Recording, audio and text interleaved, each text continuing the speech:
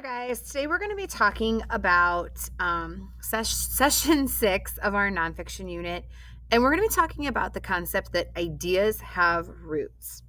And what I've been noticing as I'm walking around in my own classroom, listening to some of the things kiddos are talking about, I'm hearing students say, like, this part of the text or that part of the text, and not really putting together how the whole thing comes into play. Almost like if you've ever seen a horse who has those things taped to the side of his head so he can't see anything. Those are called blinders.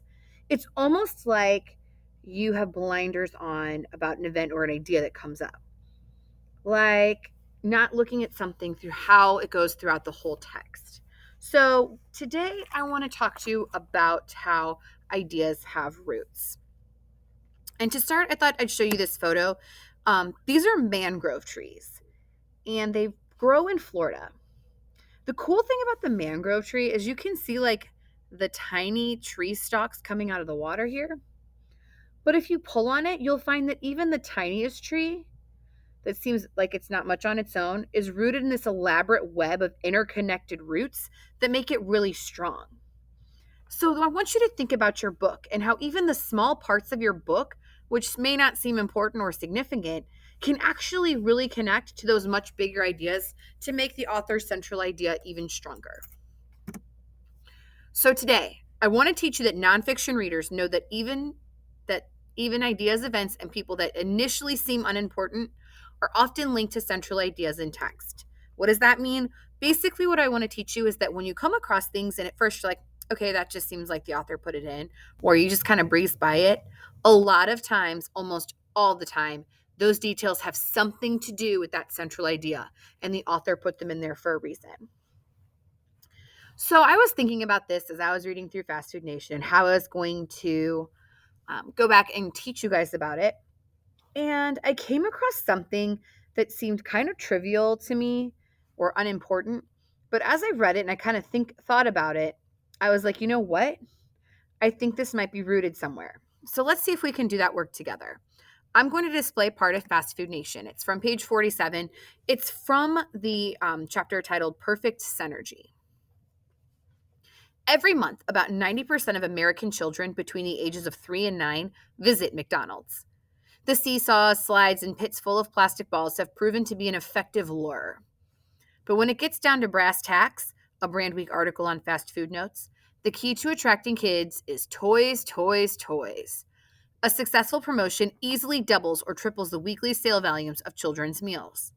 The chains often distribute numerous versions of a toy, encouraging repeat visits by small children and adult collectors who hope to obtain complete sets. When I first read this, I thought, okay, I could brush this idea aside. But then I started thinking, like, how might this part fit with what happened before? And I kind of reflected on it from my own childhood. When I was a kid, it was like the golden age of McDonald's. They had Barbies and Hot Wheels Happy Meals that you could go and collect. And they also had Beanie Baby Happy Meals. And as they got more and more advanced, they would come up with these Happy Meals where the toys connected together. So you had to get the whole set to make it work completely. So jumping back to how this piece fits with that idea, I was like, okay, this has to be important because it's talking again about taking advantage of American kids or taking advantage of children. And I was like, where did I first see that come up? And I actually flipped back through my own notebook to where I had some of the pages glued in, and I came across this piece, the Speedy Service. It was one of the first things we talked about. And I was like, you know what, though? I think I remembered something from here. I think I remembered them talking about they were tired of replacing their dishes and they were tired of their teenage customers. And they wanted to start being a family restaurant. They wanted to get kids in. They wanted to get families in there. And it made me wonder, how could that possibly fit? Sorry, guys. How could that possibly fit with what I read today? Remembering that what I read today was talking about luring kids in. It says the McDonald's were tired of their teenage customers, and maybe the toys in the playgrounds are ways to attract families, because the book mentions small children and adults get the toys, but it never mentions the teenagers. So now we're just kind of focused on how can we get families in and teenagers in. So as I continue to do this, I looked through another part of the book. Oops, sorry, let me clear this. I looked through another part of the book. You might remember this particular piece. Oh, I'm sorry. If you're having a hard time understanding where these ideas and these roots come from, here are some tips to help you find where these roots could be. Consider thinking about these things. Think about what the author's trying to get across in this excerpt or part. So, like, what is the big idea the author's trying to come up with? Is there a central idea developing from that part, from this excerpt to this excerpt? So from one part to another, is there a central idea we see growing? In this case, I feel like the central idea I see growing is that those bringing back in that kids and trying to get kids in and taking advantage of kids. Looking at the author's word choice. What is the author specifically saying about this idea? How does this idea develop? How does the author introduce it? How do they confirm it? So like if you already had an idea develop, how does this support that idea? How could it challenge it? Meaning, how does it maybe contradict or go against what you've already learned? How does it revise or change what central ideas you've already had? So keeping that in mind and thinking about the work I did on the last screen, looking back at that speedy service and remembering that I saw that little bitty snippet rooted in that passage, let's look at this passage together. McTeachers and Coke Dude. You guys probably remember this. When I first started reading about kids, this might be the passage that popped into your head.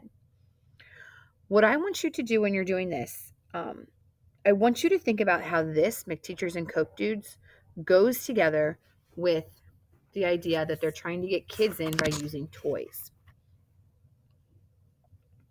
I'm going to have you jot this down today on a index card. Your teacher should have passed them out before you started.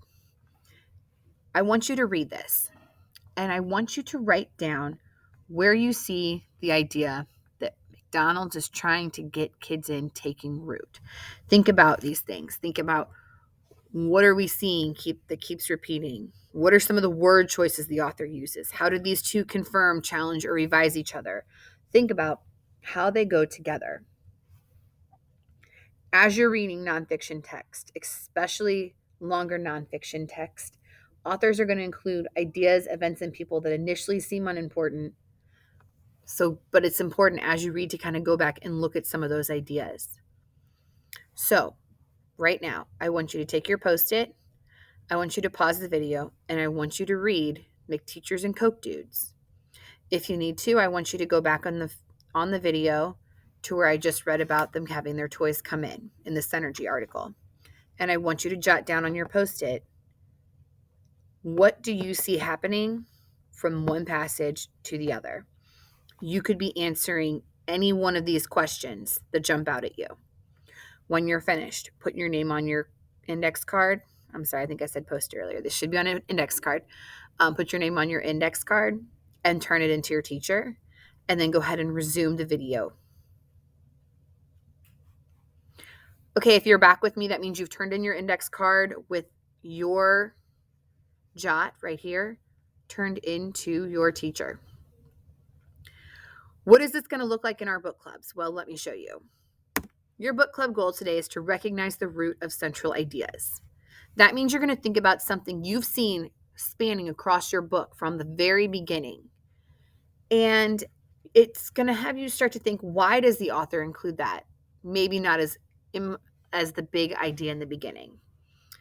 What I'm going to write is that now that I'm understanding more about the author's message, I realize he's mentioned kids early on in the book when McDonald's changed their business plan.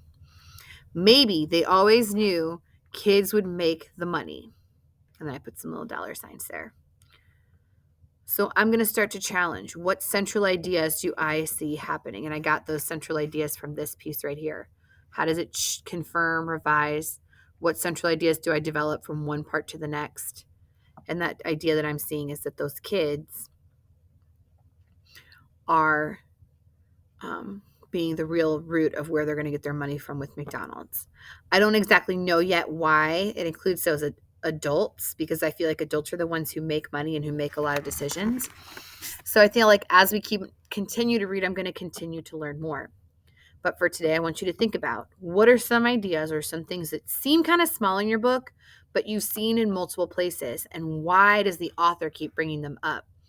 What's the root of that idea? What's that overall bigger picture that he or she is trying to get you to see? When you finish, you guys have several things you could be reading on Hoopla. I know a few people might need to finish up their literary essay, so you could work on that. Or you are more than welcome to read your independent fiction book. Please make sure you show your jot to your teacher or raise your hand and let them know that you are finished with your jot so they can check off that you have completed it. And I know that Miss Cox is going to be using these jots when she gets back and she does her small group stuff with you guys.